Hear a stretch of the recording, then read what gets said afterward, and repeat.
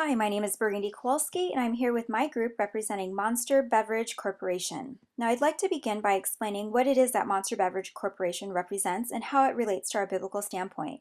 During its transformation from a small company with revenues of only $200 million in 2007 to $2 billion in 2012, Monster has grown to becoming one of the nation's leading brands in the energy drink market.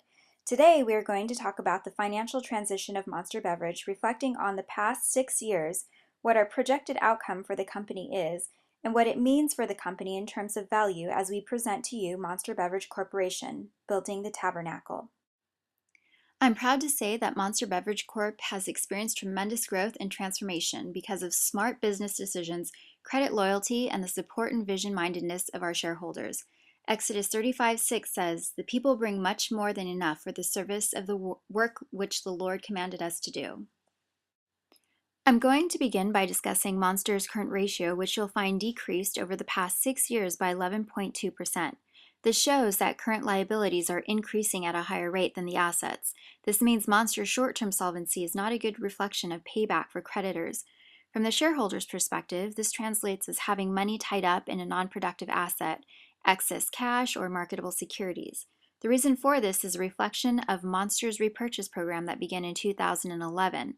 Looking closer at Monster's stock price and dividend information, we find that instead of paying dividends on shareholders, Monster reinvested close to $260 million back into the company.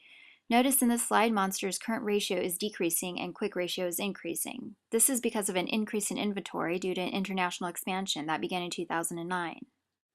Now, typically, a steady flow of profit margin reflects negatively on a company's operations and translates as higher interest rate. But as we dig deeper into the operating profit margin, we are able to determine the reason for Monster's neutral net profit reporting. Monster reports that from 2009 to present, the price of sugar increased. In 2009, the LA Times confirms that weather problems in the sugar-producing regions such as India and a growing global sweet tooth are behind the increase of 72% for the cost of sugar. Also, in 2008 was the beginning of the economic collapse. Monster had to remain competitive and implement a push and pull tactic in sales to maintain its profit margin while steadily increasing its sales throughout the expansion period. Now, this is a true graph of sales. This shows that the revenue of Monster Beverage Corp has increased because sales and not because of profit margin. Total asset turnover increased by 18.9%.